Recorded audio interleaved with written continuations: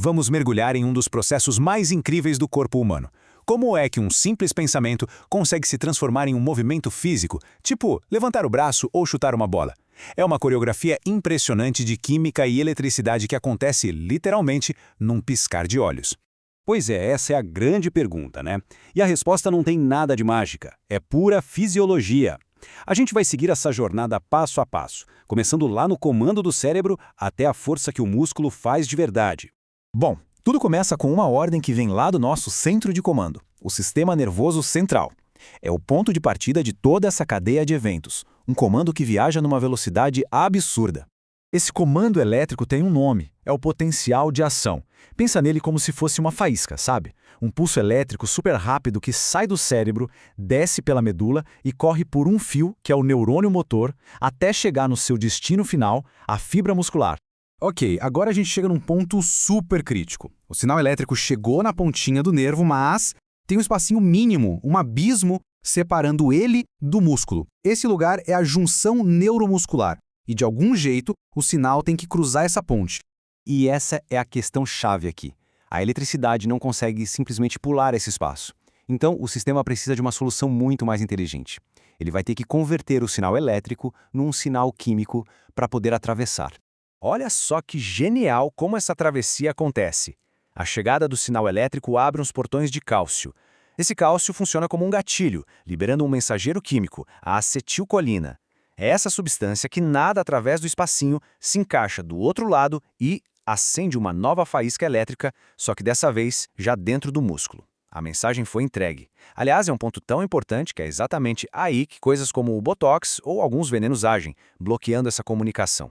Certo, o sinal conseguiu atravessar a ponte. Agora ele está dentro da célula muscular. A próxima missão dele, liberar uma chave química que está guardada ali dentro, prontinha para destravar todo o mecanismo da contração. Esse nó do sinal elétrico não fica só ali na superfície, não.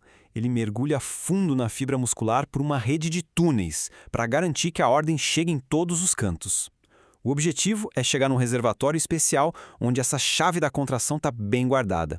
E a tal chave é o íon cálcio. Quando o sinal chega, esse reservatório libera uma enxurrada de cálcio dentro da célula. Então, o ponto crucial é esse. É o cálcio que vai finalmente dar permissão para as peças mecânicas do músculo começarem a trabalhar juntas. E agora sim, a gente chega no coração de tudo, no motor molecular que de fato gera a força. É aqui que a mágica mecânica acontece de verdade. Uma dança incrível entre proteínas. A gente tem dois atores principais nessa dança. De um lado, a actina, que dá para imaginar como um trilho ou uma corda. Do outro, a miosina, que é a proteína motora, cheia de cabeças que funcionam como pequenos remos ou ganchos. Quando o músculo está relaxado, os lugares onde a miosina poderia se agarrar na actina estão bloqueados. E quem desbloqueia? Exato, o cálcio, que acabou de ser liberado. Com as locais de ancoragem livres, o motor começa a funcionar. Primeiro, a miosina se liga com força na actina. Depois, ela puxa com o que a gente chama de golpe de força, deslizando a actina. Aí, uma molécula de energia, o famoso ATP, se encaixa e força a miosina a se soltar. Logo em seguida, ela se prepara de novo, se rearma, para dar o próximo puxão. É um ciclo incansável que se repete milhares de vezes para gerar movimento. Essa tabela mostra o que acontece em nível microscópico. Não precisa se preocupar com os nomes técnicos das bandas. O ponto principal é o seguinte: olha como as linhas Z, que são as pontas da unidade muscular, ficam mais próximas. É esse encurtamento multiplicado por milhões que gera a força que a gente vê do lado de fora. Isso é a contração. Tão importante quanto saber ligar esse motor é saber como desligar. Então agora a gente vai ver como o músculo relaxa e o que acontece quando esse processo de reset simplesmente falha. Essa é uma pergunta interessante. Esse ciclo todo de puxar e soltar depende de energia, do ATP. Mas e se essa fonte de energia simplesmente acabar? O que será que acontece? A resposta para isso nos leva a um fenômeno bem conhecido, o rigor mortis. Após a morte, o corpo para de produzir ATP. E sem ATP, duas coisas críticas acontecem. Primeiro, as bombas que recolhem o cálcio de volta para o estoque param de funcionar, então a contração fica ligada. E segundo, o que é o mais importante, as cabeças da miosina ficam presas na actina, porque elas precisam de uma nova molécula de ATP para conseguir se soltar. O resultado é aquela rigidez característica. Isso tudo nos leva a uma conclusão muito importante. Relaxar um músculo não é só deixar de fazer força, é um processo ativo. que gasta energia para bombear o cálcio de volta para o lugar dele e permitir que os filamentos se soltem.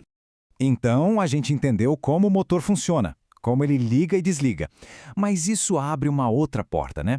Se esse é o mecanismo básico, como é que o nosso sistema nervoso consegue ajustar a força com tanta precisão?